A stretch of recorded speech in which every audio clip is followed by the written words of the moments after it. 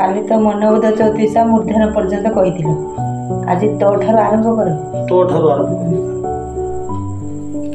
ତୁझे ବୋଲୁଛୁ ମୋର ଜିଲା ଧନ, ଏ ଦେହ ନୁହେଁ ତୋର ଦେଖରେ ମନ, ତୋହରି ସଙ୍ଗୁ ମନ ଗଲେଣି କେତେ, ତୁ ମିଥ୍ୟା କଥାକୁ ତ ଯାଉ ପରତେ। ତୁझे ବୋଲୁଛୁ ମୋର ଅର୍ଜିଲା ଧନ, ଏ ଦେହ ନୁହେଁ ତୋର ଦେଖରେ ମନ। ରେ ଭାଇଆ ମନ, ରେ ପାଗଳା ମନ, ତୁ ଭାବୁଛୁ ଏ ଧନ ସମ୍ପତ୍ତି, ଏ ଜମିବାଡ଼ି, ଏ କୋଠାବାଟି, ଏ ଘର ସଂସାର, ଏସବୁ ମୋରି ଅର୍ଜିଲା ଧନ। ଆରେ ଭାଇଆ ମନ, ଏ ଶରୀର ପରା ତୋର ନୁହଁ। ତୁ କେମିତି କହୁଛୁ ଇଏ ସବୁ ତୋର ବୋଲି? ସବୁଠୁ ଶ୍ରେଷ୍ଠ ସମ୍ପତ୍ତି ଏ ଶରୀର ତ ତୋର ନୁହଁ। ପ୍ରଥମେ ଶୈଶବ, ବାଲ୍ୟ, କୈଶୋର, ପୌଗଣ୍ଡ, ଯୌବନ, ବାର୍ଦ୍ଧକ୍ୟ। ଶୈଶବରୁ ଆରମ୍ଭ, ବାର୍ଦ୍ଧକ୍ୟରେ ଶେଷ। ତୋ ଜୀବନ ଏମିତି ପର୍ଯ୍ୟାୟ ପର୍ଯ୍ୟାୟ ଦେଇ ଗତି କରି ବାର୍ଦ୍ଧକ୍ୟରେ ଶେଷ ହେଇଯିବ। ଯେଉଁଥିପାଇଁ କି ଭଗବାନ ଶ୍ରୀକୃଷ୍ଣ ଗୀତାରେ ଅର୍ଜୁନକୁ କହିଛନ୍ତି, ଦେହିନୋऽସ୍ମିନ୍ ଯଥା ଦେହେ କୌମାରଂ ଯୌବନଂ ଜରା, ତଥା ଦେହାନ୍ତର ପ୍ରାପ୍ତି ଧୀରସ୍ତୋତ୍ର ନହିୟତି। ଏ ଶରୀର ମାଧ୍ୟମରେ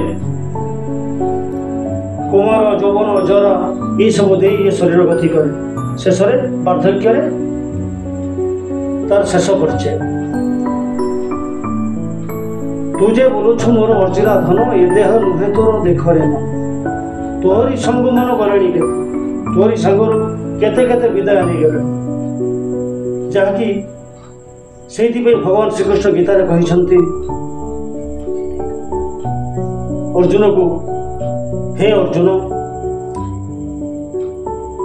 ବସଂସି ଜିହ୍ନାନି ଯଥା ବିହାୟ ନବାନି ଗୃହ୍ଣାତି ନରୋପରାଣି, ତଥା ଶରୀରାଣି ବିହାୟ ଜିହ୍ନା ନ୍ୟୁନାନି ସଞ୍ଜାତି ନବାନି ଦେହି। ଏ ମଣିଷ